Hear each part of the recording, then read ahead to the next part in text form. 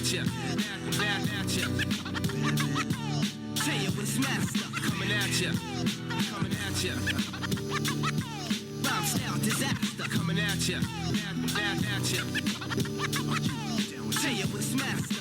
All right, welcome to Cut the Bull. I am Will Riley, as always, joined by OG co-host Charles Love and by the lovely and talented Christy Kelly and Brooks Crenshaw, both of them fitting both descriptions. Glad to be here. This is our 200th episode. I looked back through, Deuce, Hundo. I looked back through a couple of them, and I mean, thanks to the audience, some of these, Ann Lesby, my ex-girlfriend, approaching 10,000 views right now. She did not give consent to have that number mentioned. Tucker Carlson, he's made some controversial statements lately, but Big Tuck is in the tens of K, discussing everything from white nationalism to the New England style of culture and fashion. So we've knocked a lot of them out over the years. This because it's Thanksgiving week, we thought about having a Native American Indian leader on the program. We thought about asking Eleanor MacArthur or some other people, but we decided really just to talk and to return to the normal flow the next week. So thanks to all of you for bearing with us. We expect to bring on some big names over the next couple of weeks. And the first topic suggested by Christy Kelly is what's going on with the internet, with MAGA, for that matter, with some of the dirtbag left, with this new revelation about national identity. So I'll intro for a minute, then we'll all talk about it. But so Elon Musk, who has a real sense of humor if you ever talk to the big guy, has said for a while that he's going to have the leaders of his project team put everyone's national identity, like their flag, on their X profile. And he came pretty close to doing that. You can now click on when someone joined and see exactly the country they joined from. And they've managed to override VPNs on that. And so what you see is that a huge number of people are from other countries. Almost all the Manosphere accounts that I've monitored seem to be from India or Pakistan. So all those pages posting pictures like pretty white girls bending over, not to be crude, but saying things like, what do you think, boys? You ready for some pickup artist game? They're located somewhere in the slums of Bangalore. But many more serious accounts we've always known. Ian Miles Chong is from Malaysia. But the famous like proto-Americanist account is from Turkey. It looks like Adam, the active British nationalist account, may be based in the UK. It seems to be in Pakistan. Red Pill Media is in Pakistan. It just goes on and on and on. It seems to be about 25%, maybe. You guys might correct that, of the right. Like I said, Dirtbag Left's also been hit. Cayuga's Top Gal is in, no, you could call that right as well, but is in Mexico. Just anyway, you guys get the point. What do you think about this? Does it matter that a huge amount of American political Twitter and theater is based overseas? Anyone that wants to go, really, what do you think about this? Yes.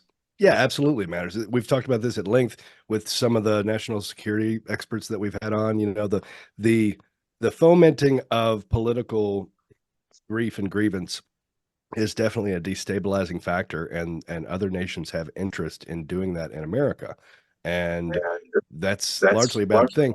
It's funny to me that, you know, the manosphere and the white nationalist and some of the kind of pseudo-Christian white national messaging is coming out of those countries.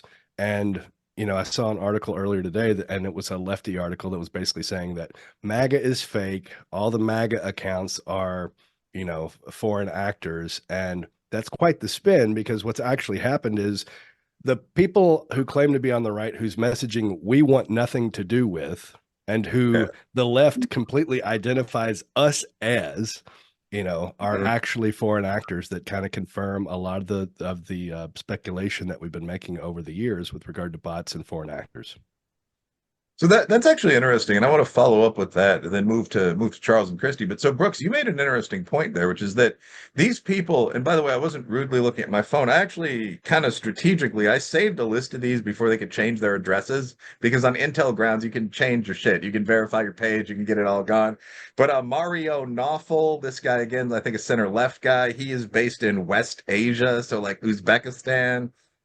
You got the General 1776 Confed General, or whatever he's called, based in Turkey.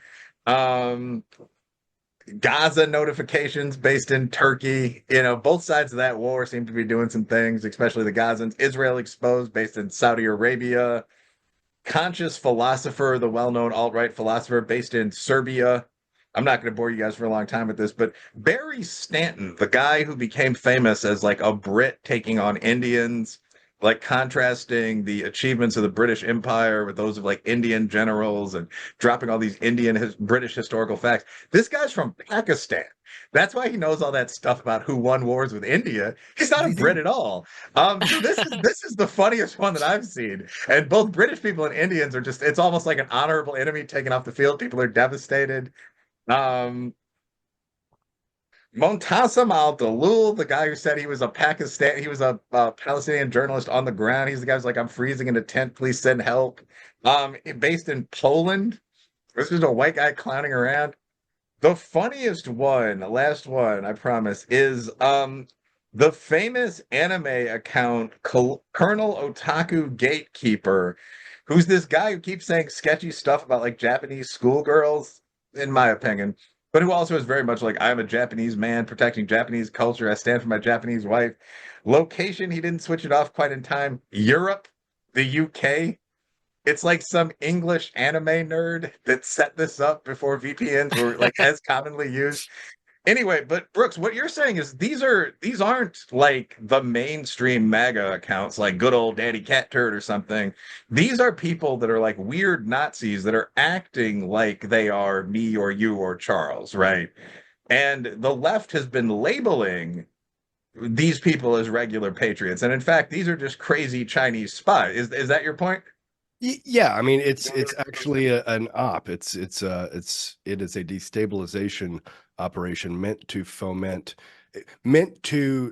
give leftists something to say. Look what they're doing over on the right, and the right something to actually fall into. I think there's a lot of young people on the right that are kind of falling into this, and that kind of Nick Fuentes stuff. And Fuentes, I believe it was revealed that he was funded by what, Qatar?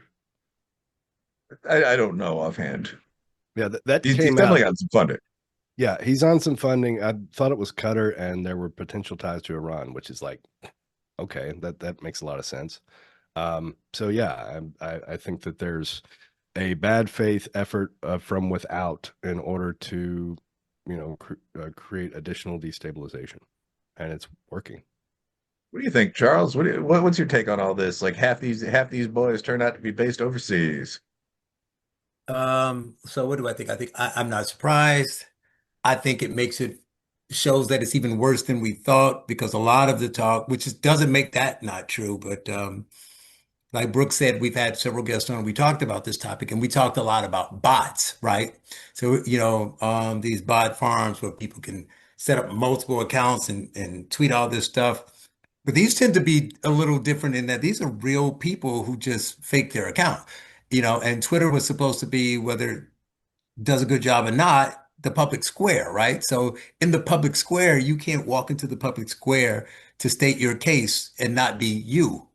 Right. So it's not even a fact. And then I've seen some of the people reply and say, yeah, I never said this, that, or the other, that kind of deal. Right. So, and they're responding about being outed about where they are. And so you're saying we can't have an opinion. Of course you can have an opinion. But you didn't say, like, as an Indian person, I believe this about America. You pretended to be American and then laid it on. It's kind of like we keep mentioning this, but it's a great example. Nina Paley, I don't want to steal her thunder. She made that point when we had her on talking about trans. So we have our issues: is trans women are women, and no, they're not, and all this kind of thing. But the bigger thing is, while people are crazy enough to fight to the death about how they're right and scientifically they're right and you're wrong and you're a bigot if you believe in science, but then they ignore the fact that they play to the most extreme stereotype of what a woman Oh is, yeah. right? So they're not just saying, I was born in the wrong body, I'm really a woman. They got on fishnets, right? And they got heavy makeup on and they're talking a certain way. It's like there's weird stereotype. It's like really blackface, right? Well, this is the same thing. I'm not just in India pretending I'm in America so I can talk about American politics. I got the tight the meme of the white woman with the tight outfit on, with waving an American flag, and I got MAGA in my profile, and then I talk about all these immigrants, right? So there's a point you're trying to push, right? So that's a piece. But the other piece to me is, I've always been in the minority saying Twitter's not real. Now we can fix this, that can make it real-er, but I say it's not real, now, even if we removed all the bots, even if we removed all, the people who are throwing things from far away trying to sow discourse, it would be much better.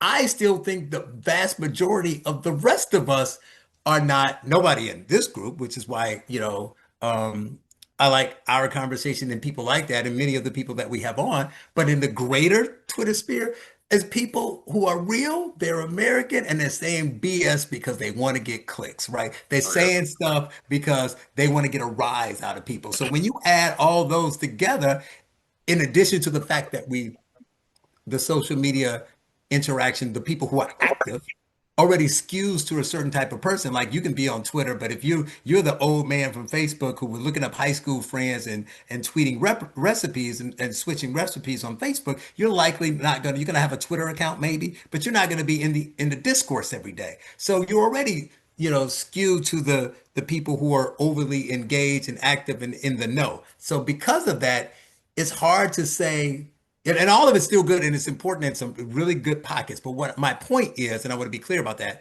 is not that it's bad and we should regulate it and all this stuff. It's just that when people are arguing a topic, and we see, like I used to, Will and I could get to, I make fun of him because he put these polls up. And I said, the reason I got a problem with the polls are because the question is a legitimate question, but the people replying are so skewed. I don't know how much you actually get out of it because you're going to get the journalist and the influencer to reply, and the regular Chipotle employees is not going to be in that skew. So if you're using it to say, what does the greater country believe? That's on my only issue. So all of those things together is a problem. So this is a step in the right direction. It'd be interesting to see what they're going to do because they're not going to go away. And that's my initial take. Yeah, I think kind of similar to that, kind of leads into it. How much of this is because they really want to mess with our internal politics, and how much of it is the fact that, they're in India or somewhere and just need money and Sure. saw this as a way to get money? I mean, maybe it's less about, watching us, with our hair on fire, going at it with one-on-one, and maybe they're just trying to get some money. But yeah, what is Elon gonna do? Because now we know that these people are not who they're portraying them to be. But he's free speech and he doesn't want to be too heavy-handed. Can't kick them He'll out. pro he'll probably just do what he always does and just kind of, start shadow banning them or something. Like, can I Well, add one last piece in there yeah. to throw this back to you, Will?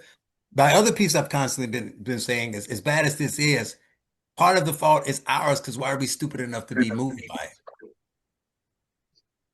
Yeah, I think that's true. Now, I think Christy hit on one actually important point there that's true for a lot of these people. So, like, when Charles says, like, a lot of this is fake, I mean, I've always thought this about the whole, like, excuse the language, but like, bend me over the stove, trad wife genre, where all these women are like, I have 7 kids, but I still keep my man happy and smiling as I run my farm. And it's just like, shut up. I mean, obviously, like, you should put a lot of, attention on keeping your marriage stable, but I don't believe this is true. And by the way, I used to work in a restaurant. That's an $18,000 stove in the background. It's a Blue Star stove. Like, come They on. have a very successful farm, Will. Well, like Right. ballerina farms might, but like not all these broad, like not everybody is at that level when it comes to hobby farming. So it's just I've strongly suspected for years that most of that genre rests on people who I'm sure do have happy sexual relationships, but in like walk-up apartments in Brooklyn that are just making the whole thing up. Yeah. And you see like stolen pictures of kids from, which is really creepy, by the way, from like Google Images and so on. So yeah, like people have a tendency to believe in fantasy, which is Charles's point. So when someone says, "Yeah, I've got 7 children, I live on a ranch in North Dakota," I've always been tempted to reach out and say, "Hey, I host a successful podcast. I've written a couple books. Be glad to send one out there. Where's the ranch?" And every time I've done that, people are just like, I don't know. That's an awkward question. I don't really feel the need to communicate. Like, it's okay, bro. Just make your money. So yeah, that goes Well, well so beyond so Brooks. Go. so Christy made a really interesting point, which is, not all of this is ideologically driven. A lot of this is opportunistic.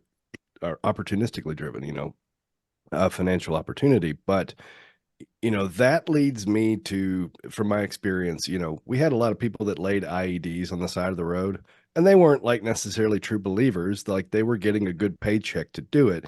And we found that when we took the middle layer out, the people that were providing them with the materials and coming in with money from outside the country, if we rolled those people up, the other people were unemployed. I think we're probably going to find out that there are networks here. And I think the bots are probably often used to magnify some of those accounts, from a network standpoint. So you have the actual person in India, and then you have all these bots that are just chirping and chatting and bringing those posts up to the top.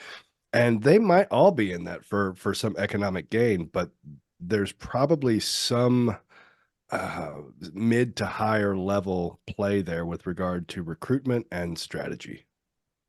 Brooks, in the Middle East, do people use a term like rice bowl to describe what you're talking about? Yes. Well, Yeah, we did. We would use the term rice bowl with regard to your lane of ownership. So, like, I've got my rice bowl of human sources and network, and this guy has his little fiefdom over there, and it's kind of the rice bowl. That's kind of how we would often use that. yeah. Even beyond that, though, like in Latin America, people used to say bandidos tortilleros. I mispronounced that, but it means like tortilla fighters. Like they're doing it because they need food and money. Like rice bowl Mm. Christians, like you're Hmm. around the mission. You might want to hear the word of God, but you also probably need the 3 meals a day, which weren't coming that easily in India at that time. And yeah, I would suspect that there are a lot of people that don't much like America or Russia or whoever they're fighting against in Dagestan, but who also are spending some of this time on the internet, probably in something that looked a lot like a, excuse me, dog shit version of my old trading floor, because they're getting, yeah, they're paid to do it. They're 30 or 40 guys sitting at desks with computers, and it's almost like a job. That would be more than a guess. It would be pretty close to Unity. And yes, someone's funding that. The question would be what the motivations of the funder are. And when you look at the guy who's like the most successful guy on the floor, like the people that have name accounts that are coming from India or Nigeria, I mean, like the general or someone probably makes twice what most of the people we interview would. If you look at that account, I mean, $2,000, $3,000 a month, that would be a lot of money in rural Turkey. I mean, so there, at a certain point, like the financial motivation would take over there. Like if you're that account in Nigeria that posts like pretty white girl of the day, which they like in Nigeria and they like here, and you're making $4,000 a month. I mean, there's the political motivation, and then there's just in Nigeria, I'm a pretty rich guy. So yeah, Elon Musk could easily modify that. I mean, he could adjust payments for region, for example. So do you want to give someone in India the same amount of money that you give someone in Canada for the same type of content? I don't know. Like cola adjusted, cost of living adjusted for Right. the region. Yeah, Yeah. it sounds kind of racist, but like if all of a sudden there were 800,000 like pretty black women accounts and they're all based in Africa, like you kind of know what's going on. So what do you do? How do you react to that? Do you just let the market operate or do you regulate the market? And to some extent, an unregulated market gets you a lot of what you see on Twitter right now, which is like the page like whites are pedophiles and the page blacks taking L's arguing with each other in the comments. And I think if you're trying to grow your platform, a lot of people are going to look at that and say, well, no, this doesn't really appeal to me. Hmm. All right. So while we're talking about crazy stuff online, Candace Owens. No. We're going to start with Christy Kelly on this one. So this, I was thinking about the next topic would be, I just happened to look over at my phone. Candace Owens claims, among other things, that the president of France is trying to kill her. That an elite hit squad of, I think it's 7 French assassins, Charles, you might correct me, and 1 Israeli, had to throw a Jew in there. Got to get the Israeli in there. They're chasing her. He's the 15 boss. He's managing the group. Yeah. Financier. 7 French assassins and a Jew are tracking her. $15 million has been transferred between banks. This is because of her embarrassing the president of France's wife by saying that fine lady, if lady of a certain age, is a man. I don't even know. I'm not going to even go into the rest of it. But anyway, she's posted all these statements. Trump apparently, and I happen to know this through the staffer types, but Trump apparently through back channels, I'm sure Mr. Macron have asked her, look, we don't want to go to the high courts in either country. Can you please take this down? She said no. Ian Carroll, the well-known conspiracy theorist, is boosting her, saying, the government needs to respond to Candace, or we're just a client state of Israel. It's the most viral thing on the internet right now. Christy Kelly, what do you think? Ugh. I think this woman hurts my soul, and I just want her to stop. Like, how does this end? Honestly, like it just seems like she's Apparently, milking with the it. French assassination, Chrissy, Ugh. you're not Le, listening. Le Pew, Le Pew. I'm not listening, and that's Oh, the okay. point. Like Mhm. I Hello, pew rarely pew. I rarely ingest what she's dishing out. But the part that Mhm. I did see was the White House will somehow back up that her life is in danger. Okay, so when is this Yeah. supposed to happen? And is this like Trump is going to issue this statement? Like, yes, I've confirmed it myself, or is it like some lower level person who's going to remain anonymous because that seems to be most of her sources? I don't know. I'm sorry, guys. I don't have much. I just wanted to Okay. stop.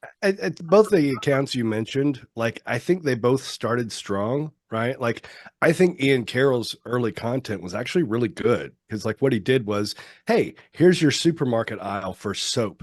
Do you realize that all these soaps are owned by the same company and there's only, three players, but these two soaps are actually small, mom and pops, and you can like buy their stuff. That's actually useful and good content. Like I really enjoyed that part because like it allowed me to understand the structure of the products that you buy, the structure of ownership. Then he kind of started going into the weird sphere, the Jew sphere, right? Like he started really going there, and like I need a lot more than they're giving me on that, particularly with regard to Israel and Palestine. But Candace started out very strong as well, and then the first time I noticed it, she was on Rogan, and Rogan hit her with a couple of questions, and she fell apart because it became apparent to me in that podcast that she hadn't really done a lot of work to build up the foundations of the structures of her arguments, right? She was a pretty face that could be a kind of a boss bitch with regard to owning the libs, but like she didn't have substance. And like as soon as I saw that, it's like, oh, she doesn't have it, and she doesn't.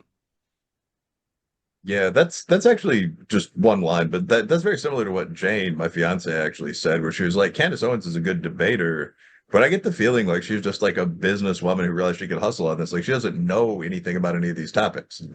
Like when she was Yeah. talking to Joe Rogan, and like Joe Rowe is not exactly a fucking physicist. When she was talking to Joe Rogan on climate change, and Joe Rogan was like, "What do you feel about the Swedish papers?" And like I've read the Swedish papers because I'm a citizen. Like I get the Washington Post sometimes, and she was like, "The what?" And then she just said something and was like, I don't know, they seem kind of unreliable. I think that kind of guided me to like, this is what to expect down the road. But I don't think any of us expected this type of meltdown.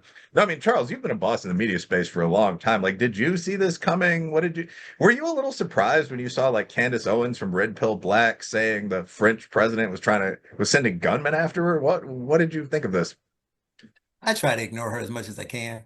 I don't know why anyone else listens to her, but like I was telling Brooks, my thing with Candace has always been before she got, to the point that everybody's questioning her sanity. It was just that it never really seemed that her focus was what everybody thought it was. It never seemed to be conservatism or improving the country, which I don't care what people do. There's nothing. I mean, she can do whatever she wants to do, but it's just never watching her. It never really seemed to be the point. The point was always, how can I make Candace as big as Candace can be? Which is why she went from TP to Dennis Prager to Daily Wire to herself in like 3.5 years. It was like every time she felt she maximized the usefulness from that group, she would move to the next group. So that wasn't even issue based. And to Brooks' point, it's like unless you're studied and a learned, kind of person with all these information. Look, oh my God, it must really be the 200th episode. Look who Hi, Ah, Shamika's here. hey. hi, hi guys and What's girls. up? Shamika getting ready to come in Hi. here. Hey, What, Shamika? Thanks for having me. I'm gonna Yes. stop talking. I was talking when you came in. They're talking about Candace, and I know Okay, you're the only person who's not gonna beat her up. So go. go. So, yeah, I actually like what she's doing. If she would, if I something happened to me, I would want a friend like Candace, is what I'm saying. Because anybody who wasn't falling apart and crying over my death, I would try my best to come back and haunt them. Like, I want people trying to jump in the casket. I want people not being able to go through their days, not being able to eat, not being able to sleep at night. So I certainly want them to, if they feel like something happened that was, a bit shady, I would want them to find that out. So you want the investigation, but what about France trying to kill her? So after seeing what we saw with Charlie, I just don't put anything past anybody. Honestly, I don't, because it's possible. Of course, I would want her to present some type of evidence, especially if she's saying the White House is going to get involved. I would think that evidence needs to be shown, and I'm fine with some sort of investigation to see if this is true or a lie. If it's a lie, she should be exposed. But if it's true, then I feel like we should take care of our people. Last one, and then I'll let everyone else question you like, what the hell's going on? But I don't follow her that much, but I know she said something a while ago about something happening. It's going to be big. It's going to be a game changer, and your life is never going to be the same. Why is my life still the same? Yeah, maybe she means the people who follow her, Oh, okay. the Their life is different. Okay. Candyites, because I can't remember that episode because she did say, I know I always say it's gonna be big, but this one is really gonna be This big. I can't remember. Was that when she actually brought out the whole the Macrons may be in on it? I can't really remember. So I have to watch her typically on Thursday because her shows are usually Monday through Thursday, I think. I know she did a show this past Friday. I have to usually watch her on Thursday because then it kind of catches you up with the whole week. Okay. Yeah. I got nothing else. I mean, for Schmeeks, my one question, almost from a legal perspective about this Candace stuff, is that it seems like a lot of it might almost give plausible deniability to the actual Charlie Kirk shooter, because the thing that seems like we're forgetting here is that we 99% out of 100 know who killed Charlie Kirk.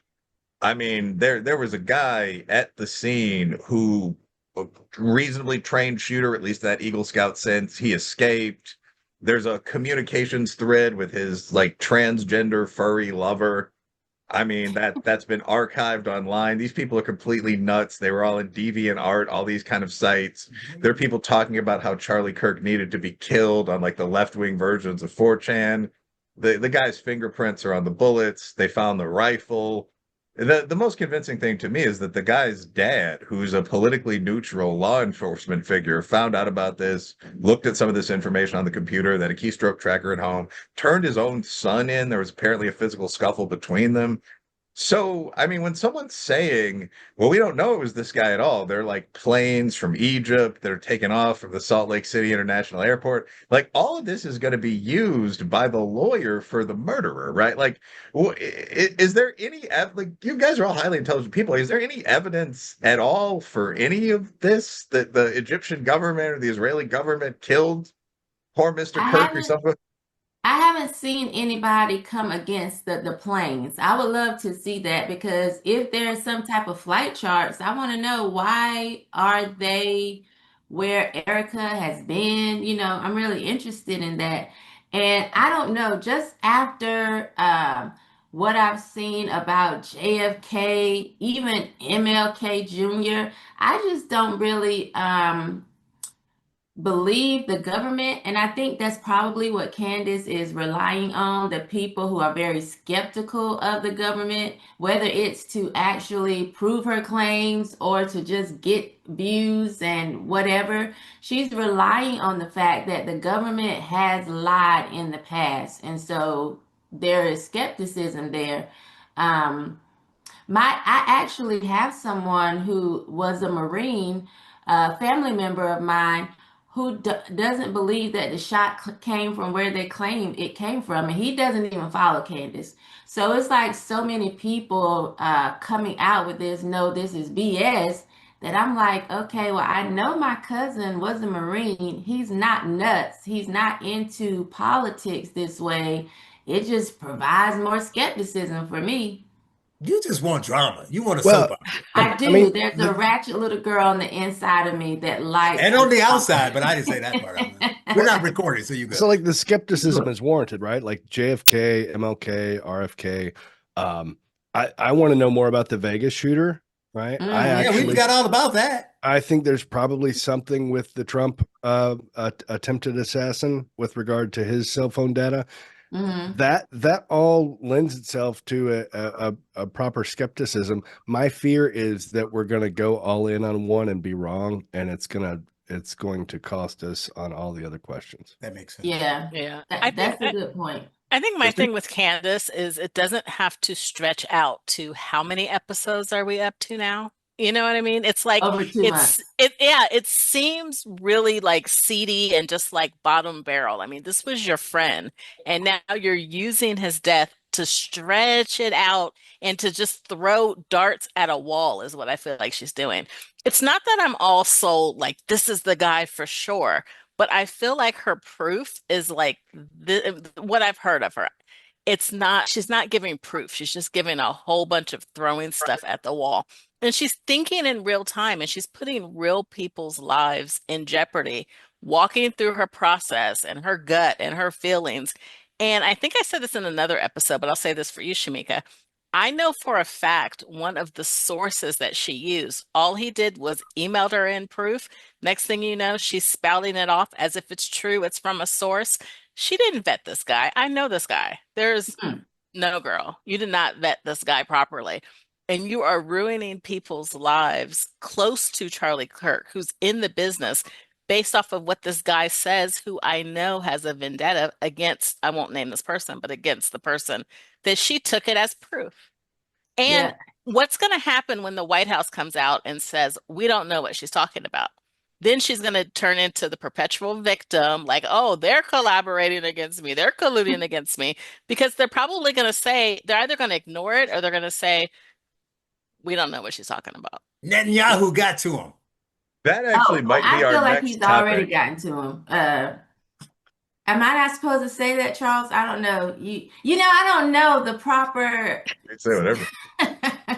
But I first of all, you can say anything on the pod, but I do think like with Christy, this is an important point. Like one of the things with not just Candace, but a lot of these shows, and this goes from like Hassan and Chapo Trap House on the left over to like Nick Fuentes on the right, but it's like the whole internet detectives thing, where people keep saying this shit like, and there's an audience of 500,000 internet detectives out there working with me. Go to work, guys. Like this is the whole 4chan thing. Like Right. as an actual quantitative scientist, and like Brooks is a level above that as an actual intel guy. There's a kind of a level where you hate that.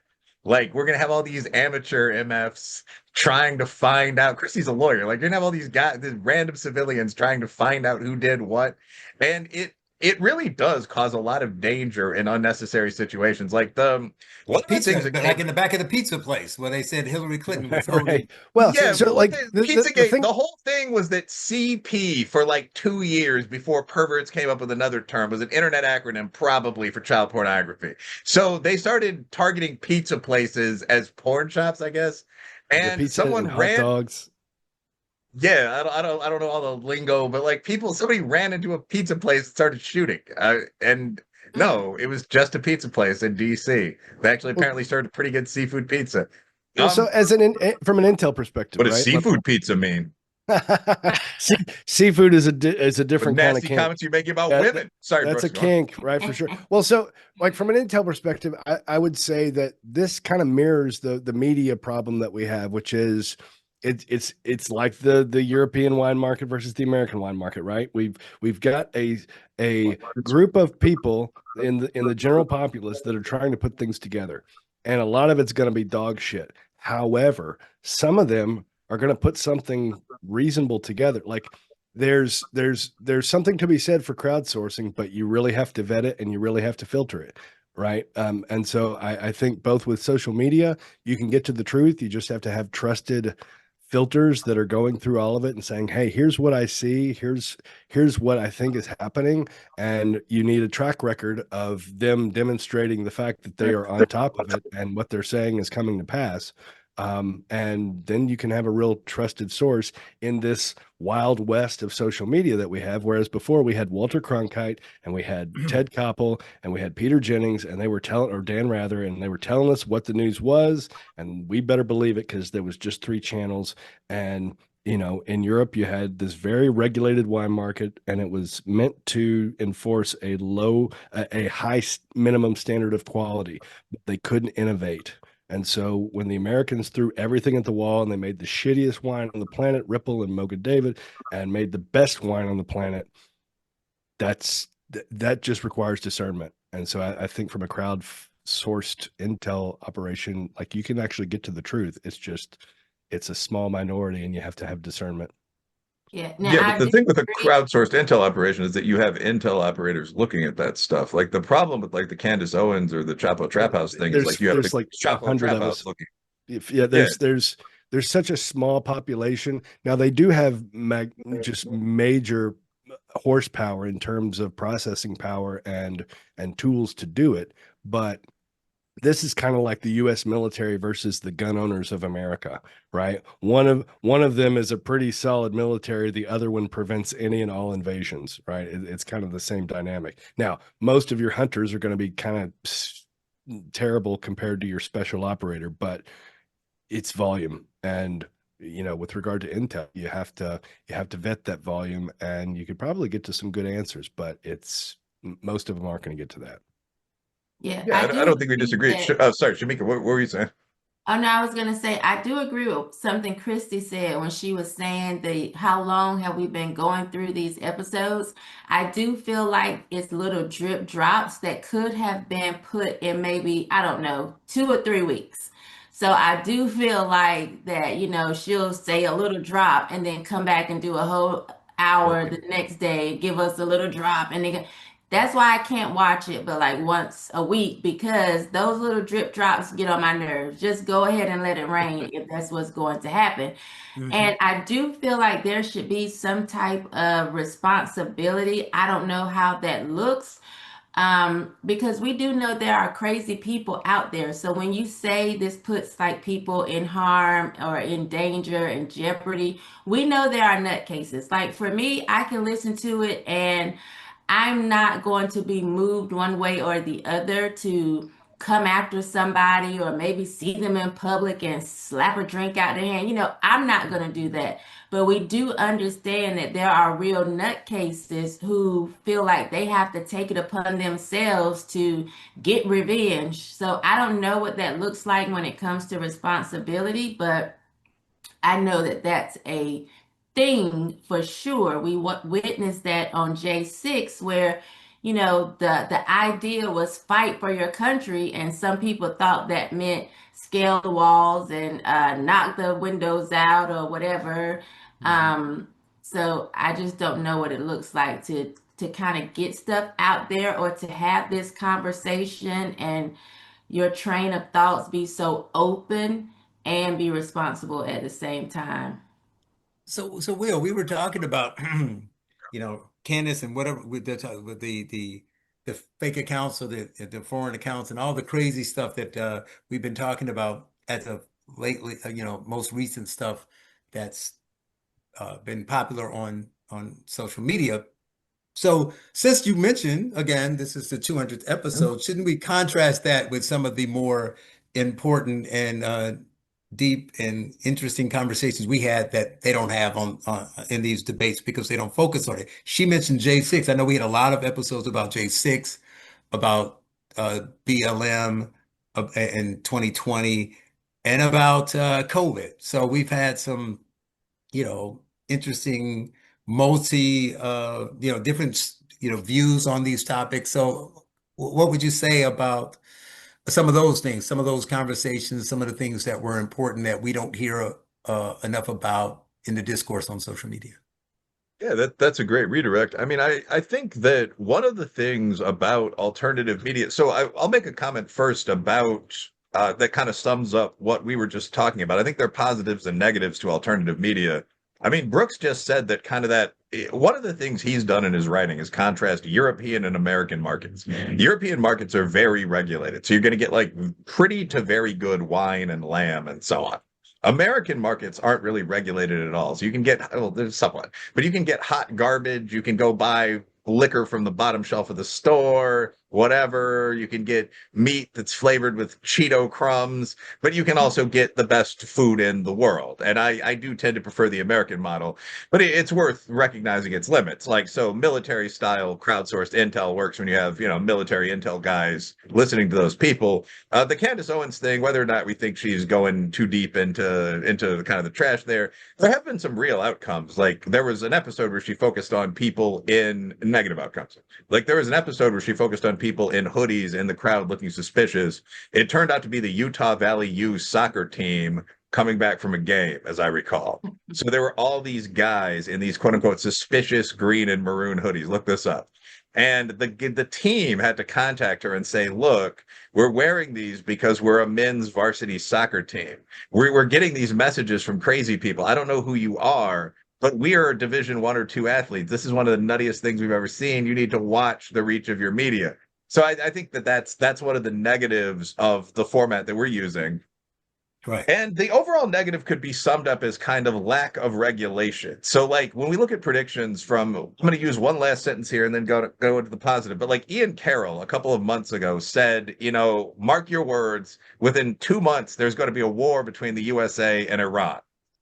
And I actually shared this on Twitter. I pinned it for a while and I was like, okay, I would bet this guy X amount of money. And we're about 5 months later. There's never been anything similar. And there's never going to be any penalty because we're not talking mainstream media or a journal or whatever. So that's the downside. The upside is that you, as Charles said, boom, you can talk to people that you're not supposed to talk to. So yeah, we've talked to J6ers on this program. We've talked to people who had different views on the BLM riots. We've talked to the police officer who was there, and I believe this was the officer who got shot during the, what was the name of the young woman in Louisville? I don't know. The one they said say her name, so I wouldn't say her name. The woman who was shot in Breonna Louisville. Taylor. Her name was the woman who was shot in Louisville. Breonna Taylor. Yeah, we talked to the officer in the Breonna Taylor case. I mean, what sticks out to me about the J6 situation, I'd like to hear comments about this from the panel. This is definitely something we can discuss. And I mean, we can probably mix in clips from some of these people. But what sticks out to me about J6 was the way this was presented as almost the fall of the country. And I mean, this was this very disparate situation. I mean, there were about 200, 300 people that broke into the Capitol and were fighting. But this is a big public march of the kind you see on the right and the left. So there may be 80, 100,000 people just sort of milling around outside. People are buying T-shirts. There are other people that are climbing the front facade of the Capitol, which is a bad but not a particularly serious crime. There are other people that are being let into the buildings. I mean, you can very clearly see if you watch the full video, which is now mostly available. Doors are being opened. Cops are shaking people's hands. They're assuming these are just patriots that are there for whatever reason. So you have these 3 or 4 freeze frame images. You have the people that are just outside talking. You have the people that are friendly with the police. You have the people that are fighting the police. And you have the other people that are committing very minor crimes, but not doing more than that. Sorry, some kind of eye irritation. But anyway, so the presentation of that in mainstream media was just everyone went there, tried to take over the country, and they almost succeeded. We almost lost our democracy. And I mean, I immediately started asking the question, how could that possibly happen? Democracy is not a game of capture the flag, right? Where if like the right-wing team gets inside the building, all of a sudden it's over. It's Halo, the left-wing team hands over the podium, and then all of a sudden Trump is king. But that was what we were really hearing for 2 or 3 years. Something like 1,000 people went to jail in DC Gin Pop, where you were fighting off would-be rapists with a toothbrush. I mean, and they apparently fought pretty well. Like, they were there for a while. They were in Gin Pop. They were putting segregation because of the violence there. So Trump pardoned something like 400 people, let him out of jail.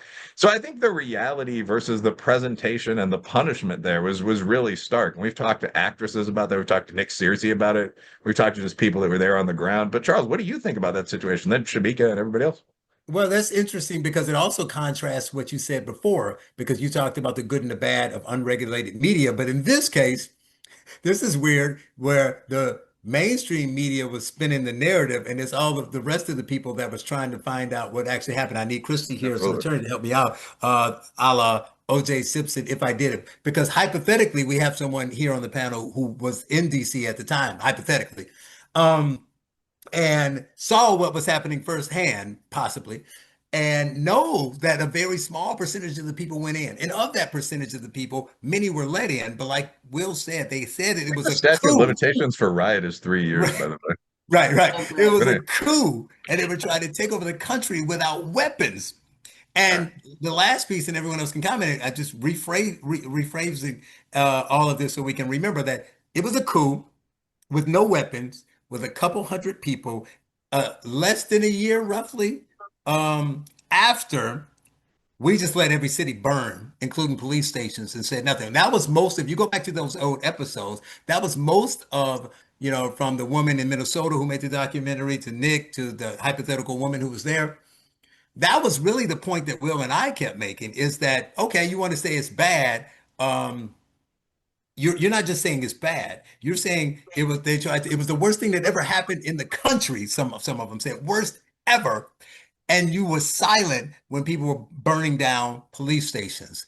So that's what I think was the biggest contrast there. And it's weird. They never apologized. They never changed their narrative. They never said that didn't happen. To this day, and we just have to sit here and act like it was normal, and they were right. And if you say anything about it, that was right. In fact, Shamika, I'll let you respond about what you think about it. But I remember Shamika likes to bring up the very few times I snap at our guests because I never do it. And this is not the one you talk about the most, but I remember doing it with Brett Stevens because he's like the conservative writer for New York Times and saying, I got a problem with the left on a lot of things, but I got a bigger problem with Trump. And I said, and he said, because look, you can't compare anything the left did to what Trump did because Trump is worse. What did he do? And he said he did J6. And Will and I was, excuse me? It's like, yeah, all of that was orchestrated. It was like he became Candace. He was like, yeah, I have documentation where he told the people that he was sliding people $100 bills in order to get it. Was crazy. And I was like, what? Worse than everything the left does? And he was like, yeah, worse than everything. Yeah, that's ridiculous. It has always frustrated me that the mainstream media put out this narrative, and so many of us felt like we needed to be quiet. I am so happy that the statute of limitations is 3 years because now I am free. Praise the Lord, I'm free, no longer bound, no more chains holding me. I can actually say I was there on January 6th. I was supposed to speak, and it's just it was frustrating when I would listen to family members, even the ones who knew I was there, go with the narrative that the mainstream media was putting out. So yes, in this case, when it comes to J6, I was happy that there were other places saying something different. Nick Searcy putting out a different story, and the story that I experienced myself, just being there, people singing, people just chit-chatting, talking about where they were from. I had no clue of the whole people scaling the walls. I guess I was on the opposite side or whatever. I knew nothing of that until my phone started ringing and people saying, "Are you okay? We're watching the news." I was clueless because the only thing wrong with me is I was cold and I needed to pee. So it was great to have these other people saying no, J6 wasn't as bad as the media tried to paint it. And yes, that Brett Stevens, that was so ridiculous because people, again, with common sense, did not hear Trump speak or any other person and thought we need to go out here and act like untamed gorillas. They felt like, we're fighting in a sense for the country, not trying to kill each other. Christy, Brooke? Yeah, I think this was like right now we have the same thing going on, where they keep using the term fake electors, right? And they still have the case going on here in Arizona. So Mhm. after you hear it, after you see it written, a million times, it paints your perception that, okay, these people really were, fake because you've seen it so many times, right? The same thing with J6. I mean, I'm sitting here, not out there, Shamika, but I'm, in my living room watching it. And I'm like, this is, in my mind, it's trying to process what's happening because we've never seen anything like that before. And then all of a sudden you have mainstream media telling you what you should think. But then when everybody keeps saying it and all day long, by the end of the day, you're like, oh man, that really was a threat to democracy, right? Until you've had a chance to really hear from people who were there. and then see the video of how the cops were letting people in, how they were walking between the ropes. But on mainstream media, that, I mean, if that was shown, it was like flashed, and then immediately they were back outside to the crowds and the chaos. So the media really did, do what is their job, unfortunately, right? Their job is to, carry water for the Democrats and fool people. And that seems to be what their job is nowadays. They did a great job. And some people will never be able to unhear what the media told us happened that day. So I've participated and built and managed hundreds of training scenarios, right? Where you have actors in the crowd and you're doing, an event that is a training event for law enforcement or military, et cetera. And when I see the videos of the cops in the back room with some of the rioters, like that had such a familiar flavor to me that I tend to think this was kind of three tiers of operation, right? You've got a police chief who is incentivized by officer safety and felony arrests, right? I've talked about this before. In Nashville, they made modifying a temporary tag a felony. And then every precinct, every shift meeting, the captains and the lieutenant and the sergeants are like, we need more of these temporary tag arrests. And the reason for that is because most of them are not going to result in a gunfight and you're going to have a felony arrest at the end of it. So that's the incentive structure of police leadership. If you get handed as the Capitol Police Chief an opportunity to have a big story where your officers are heroes, you've got largely a complicit element within your what you would call a training exercise that ends in felony arrests. That fits the incentive structure of a DC police chief or of a Capitol Police Chief. I saw kind of what I identified as kind of three tiers. You've got tiers of people who are in on it, right? The people that are agitating, but they're also like in the back with the cops, right? Those are your actors, right? That is a training scenario proper. And then you've got letting people in. So you've got the unwitting civilians who are peaceable, and the law enforcement element lets people into the building. And we saw the video of that. And then lastly, you've got some agitation where you've got officers who are identifying people in the crowd, like, I bet that guy's a brawler, and then shoot him with a paint round in the face, right? Shoot a couple of them. They're peaceable. They're just standing there. Shoot a few of them in the face and get them nice and red, get them nice and hot, get them nice and fighting. Now you've got these three things happening at once, and it paints the proper picture. And so as somebody who's done this for a living, it reeks to me of a training scenario, like it almost canned. Hmm. Wow. Yeah. Were you going to say something, Will? Yeah, no, I mean, I was basically just going to say a lot going on with January 6th. I mean, I think I think most people suspect there were a lot of levels to what happened there. Just having seen videos of people who never got arrested screaming, now's the time to go into Right. the Capitol. Yeah, And I mean, Ray one Epps. of the things that you have to deal with there, and this is true even on the left, like growing up in a hood neighborhood, I would say this is 75% is true on the left if you count gangs. Everything is just infested with federal agents. Like most crimes aren't solved through brilliant detective Poirot police work. They're solved because somebody's, wingman or girl snitches. And policing is very much set up to make that happen. So I don't think you could even avoid the Proud Boys and all these other groups having a lot of, FBI assets at the Capitol on that day. And that's one of the things that would have made an actual insurrection very, very difficult, by the way.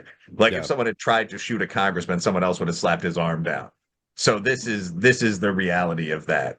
I mean, and we talked about January. Gretchen Whitmer, right? The Gretchen Whitmer case, where you've got 14 guys, 12 of them are either CIs or agents, and the other two guys are like, we don't think we should kidnap her, and they're like, are you in or are you out? And they pushed these two guys into the corner and got them to act, and then they got felony arrest at the end. Like that. Less than this, but I mean, like we saw that with both the Klan and the Panthers fighting each other when they released the COINTEL profiles, right? Like both groups, there was like 70 men that were dead, ready to kill, and like of them, 40 on both sides were some kind of fed.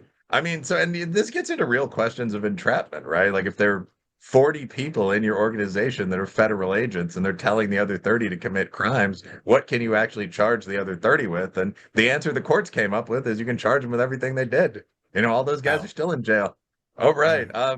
Charles, what do you, so the next topic you mentioned was BLM. What are your thoughts Or on those Kobe, you riots want to in go New Orleans? BLM? Okay, BLM. Yeah, we What were you gonna did a say? couple years on Black Lives Matter alongside January 6th. The last show on that was about a year and a half ago. What are the takes of the panel from that period? Oh, BLM was like that was truly one of the darkest moments in our country's history. Not because of the uh, violence or racism or anti-racism, which is just prettied up racism. It's the fact that, people, you want to talk about what they always talking about on social media, psychops. You want to talk about a psychop.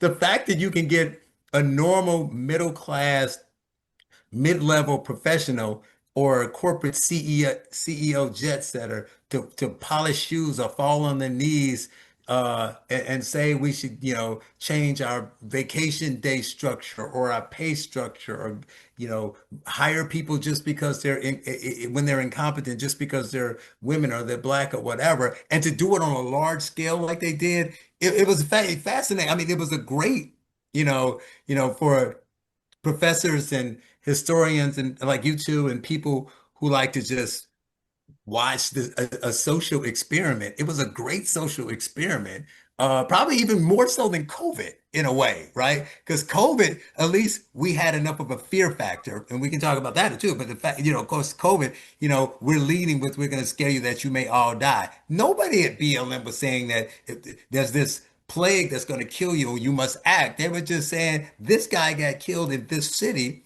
And I think now the two probably played each other because at the time people were, sequestered to their homes. But people just said, so therefore we must do something for the black man, all of them, and then away we go. And it was maddening.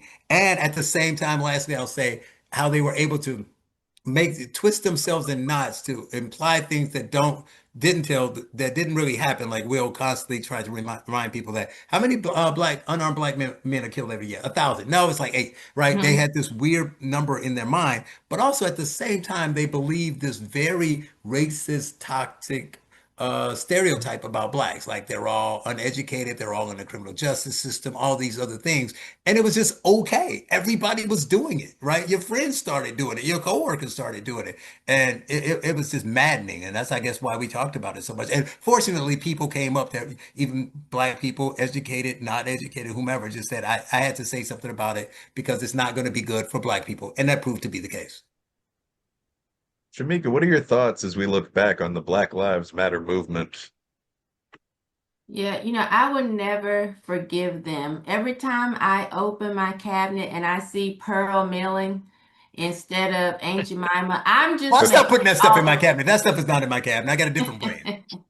I'm mad all over again because it was just silly. I feel like, of course, this was just the way the Democrats felt like they needed to get in office at that time. I feel like a lot of black people or people out there were just useful idiots. Um, and it's a frustrating time to look back on. I hope we never have to see days like that again. But that entire year was so peculiar to me. Like I saw the riots, the people going out being really stupid, tearing up their own communities. And at the same time, I saw people following arrows through the grocery store. So just that entire time was like, wow. Washing their groceries. Do you remember when they were washing the groceries? Oh yes, I forgot about that. So yeah, it was just a peculiar time. Okay.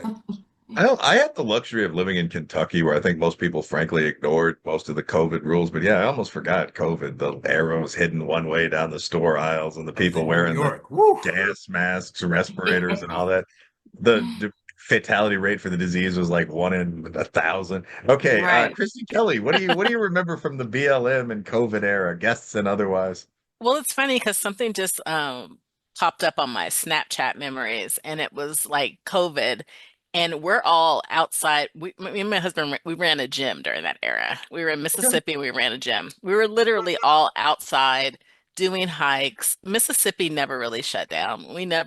We shut down the gym and then would open up the back door and let people in. You know what I mean? We never really shut down in Mississippi. So I feel sorry for you guys that were actually had to suffer through shutdowns because we just never did. I think the BLM thing, I think more of what happened is now. I mean, I still can't believe it when I see, especially white people that have BLM in their bio or on their Mm. car.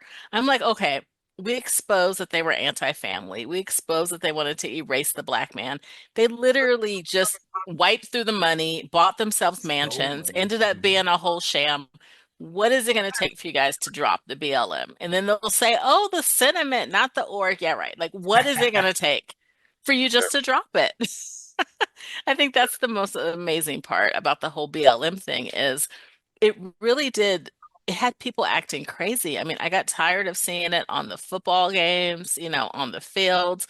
I went to New York during that time, and they have it on the street, and it's just everywhere. So I'm glad that that era is over, but I think people just need to drop it out of their bios. Mhm. That's a good piece of holiday advice. Take that crap out of your biography before you go home. Yeah, in DC it was particularly crazy. This is a period when I was going to DC a lot to speak. I was doing a lot of conservative consulting, and DC had BLM Plaza, and they don't really have palazos, so it was just like a 6 block street that said Black Lives Matter. And ironically, because the city was under kind of left-wing Democratic governance, there were all kind of black hobos. I mean, plenty of white ones too, but that wasn't as funny, just lounging around. So you'd see like 3 people sleeping across from like the word Black Matters. But it was there. They painted over Black Lives Matter Plaza this year, I think. They So did Yes, it they in New did. York too. They had it in Harlem and on Fifth Avenue in front of Trump Tower. That's gone too. Just real quick, I want to talk about, you want to go back and watch some old episodes. You think about some of the guests we had about it. One interesting thing about it that I thought was good, a lot of people, not enough, moved from the left because of this stuff. Between the COVID and or BLM together, I looked at some of our first 6 or 7 guests, and they were all people to the left, whether it be Maud Marin, who just ran for against Alvin Bragg as a Republican now, but she was a liberal prosecutor. We had Clifton Duncan. We had a bunch of people that just said there's something wrong with this, and I need to speak up. And then on the COVID, obviously Peter McCullough, we talked to some people about that. So and David Marcus had a great book, Charade, about what was happening going on during it. So there were people speaking out, but not enough. And like the Peter McCullough episode, I just reposted. What was that? 2 months ago, I sent it to you, Shamika, I still always because it put it was up. banned. It was the only Yeah. episode we had that was removed from social media. Yeah, and that was Interesting. crazy because I enjoyed him, and I see that they're now having like some congressional hearings where he's a part of. Yeah, it has been like 2 years, Yep, and they 3. wouldn't. Yeah, 3 years, and we couldn't be heard. I couldn't even say hey to some of my family members. Watch this episode because there was no episode to watch. That's crazy. Wasn't it Yeah, you that asked if semen from vaccinated people could cause blood clots in that episode? I just probably. remember you saying something of you and him getting into it. Don't get me into my favorite Will Yeah, attacking, there were a fighting bunch with of the guest questions post, that but they you were YouTube like, like had Dr. issues with. I McCullough, remember that being one of them. respectfully, I mean, all of that sense of purpose, I'm sure you're a great doctor, but that's bullshit.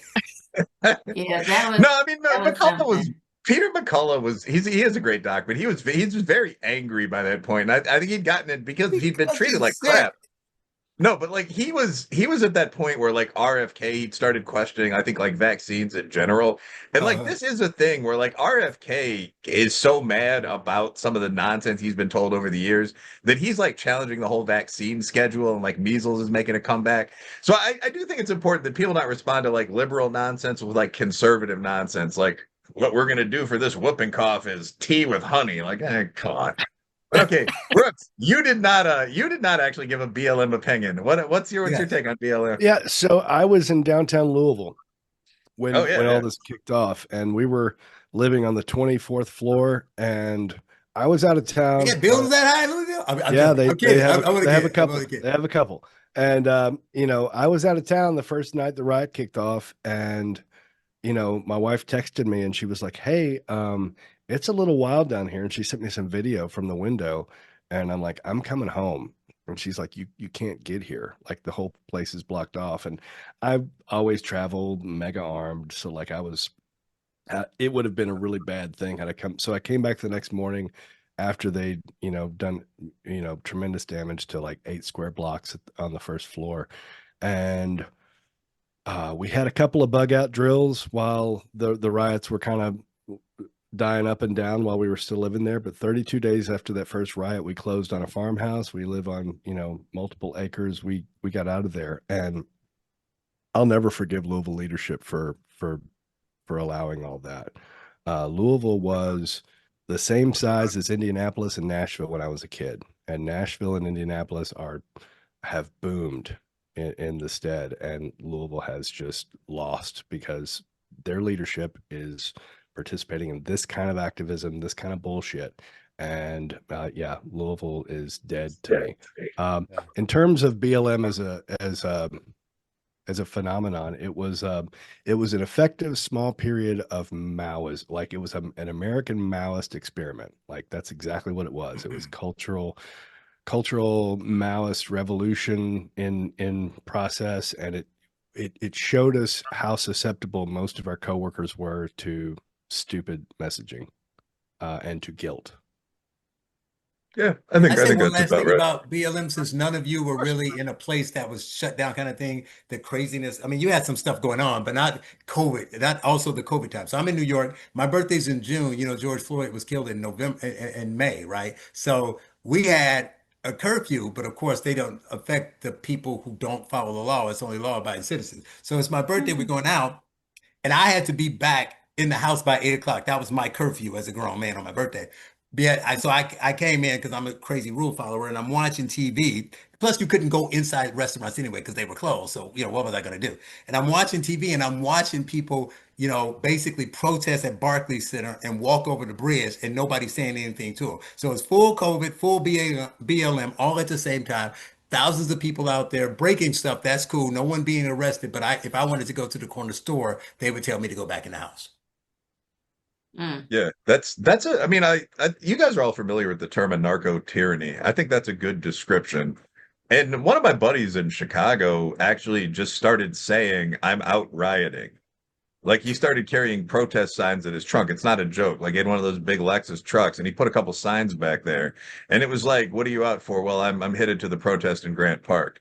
And so you could then go to like the Lebanese market or whatever. And it was just, if you just said, "Hey, I'm a citizen, I'm out shopping, I've already had COVID," you'd immediately be stopped. If you said, "Hey, I'm going to fight the police," you'd be allowed to go wherever you wanted. So you just started saying, "Hey, I'm going to go fight the police." And he's a man of his word. He might even have gone to fight the police a couple of times. So that's what happens when the normal functional society breaks down.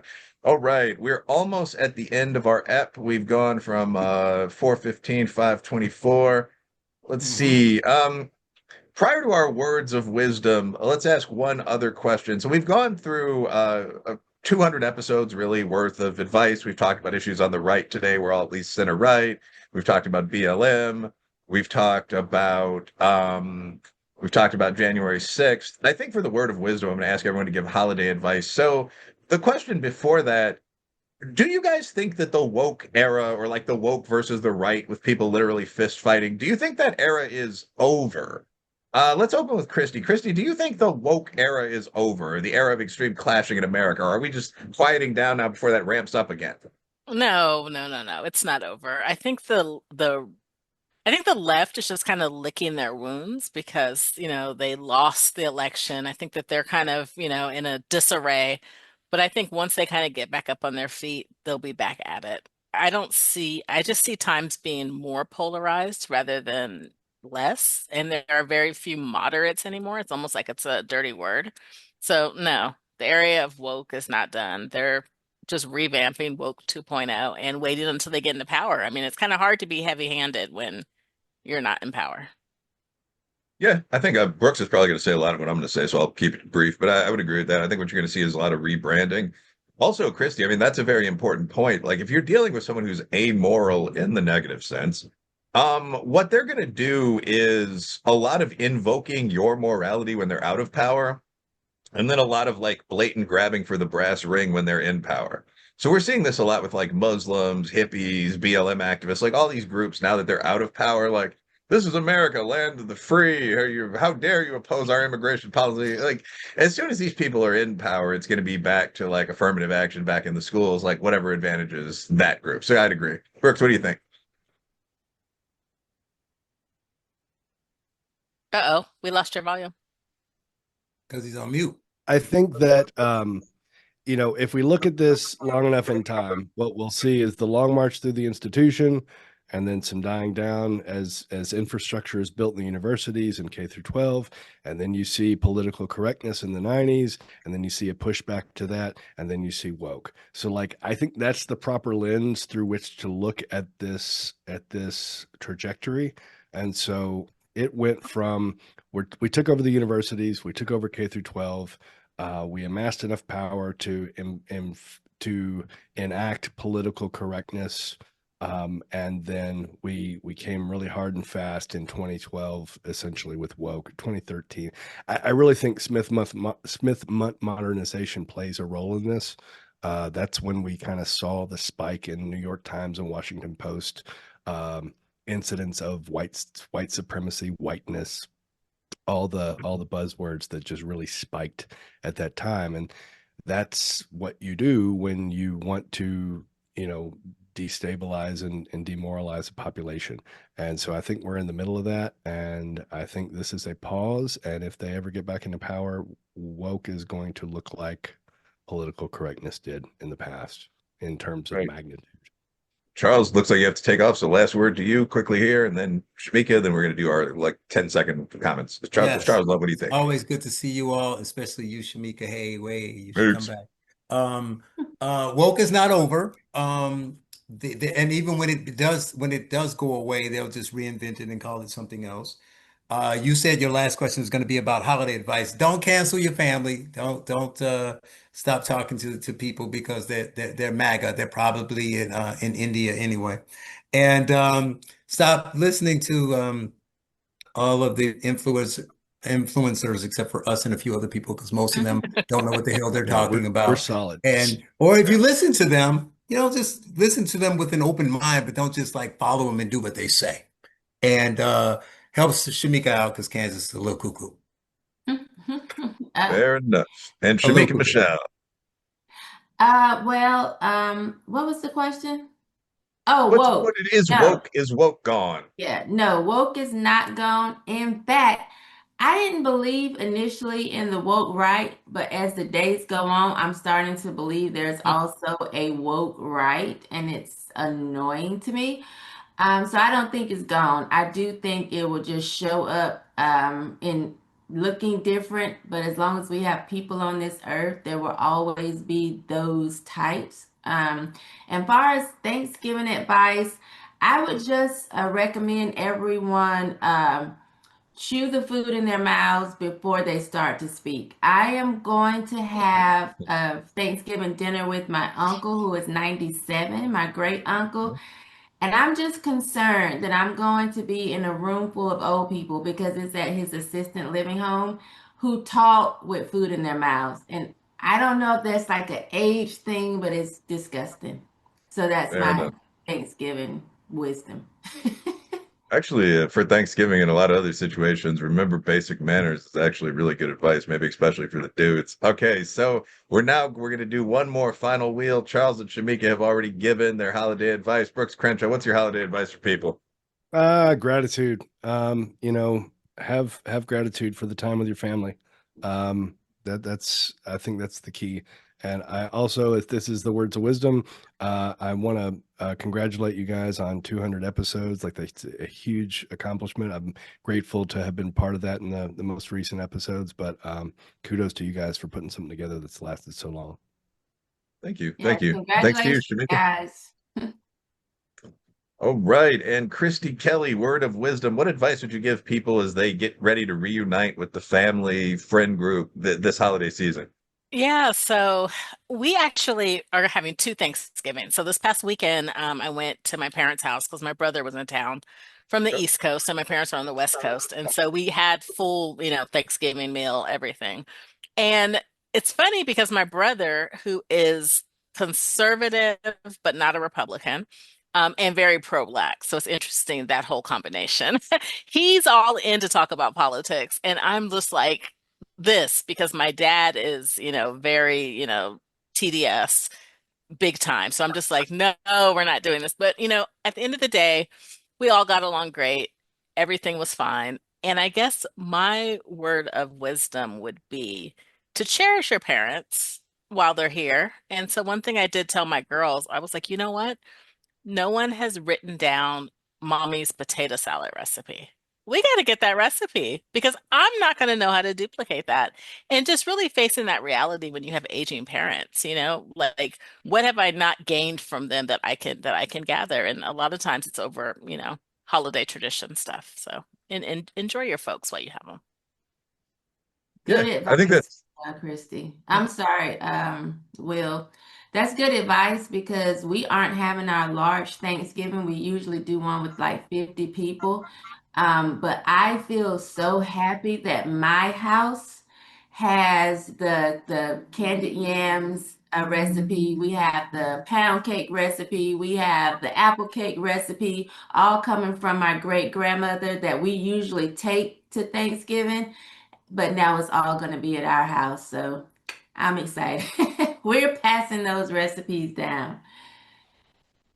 Yeah, I think that's really good advice. I mean, the main thing that I would take from the holidays, which I think honestly depress a lot of adults.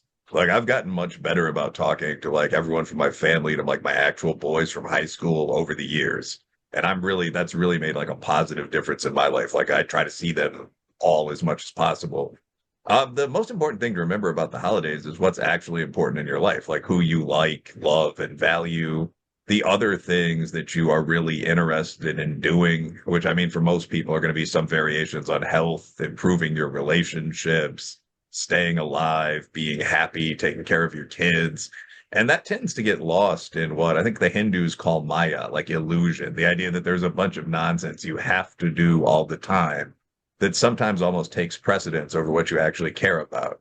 So I think I don't really have anything deep to say other than remember what you actually care about and do that. Devote most of your time to that. I read a book on near-death experiences recently. Brooks, we had a Charles Murray on. He talked about this for some time. And I frankly don't think these are caused by the gods. I think before you die, you look inside your mind, you see your own deeper self, and you see your greatest achievements in sports and war and arts and so on. And you also see situations where you hurt people unnecessarily. And you also see, honestly, some missed opportunities. And you sort of see the person you would ideally want to be. And I think you can also get close to this meditating and so on, blah, blah, blah. But anyway, live most of your life trying to be the person you actually want to be, and you'll be pretty happy. That's it for me. I'm Will Riley for Christy Kelly, Brooks Crenshaw, and of course, Shemeka Michelle. This is Cut the Bull. Thanks for watching. I got a country to say. Patriot J, I'm saving the day. Patriot J, I'm saving the day from you commies who lame. No, you can't fuck with me. I got a country to say. God bless the US of A. Land of the free and a home of the brave. God get all of the praise. I got a country to say, cause I'm Patriot J and I'm saving the day.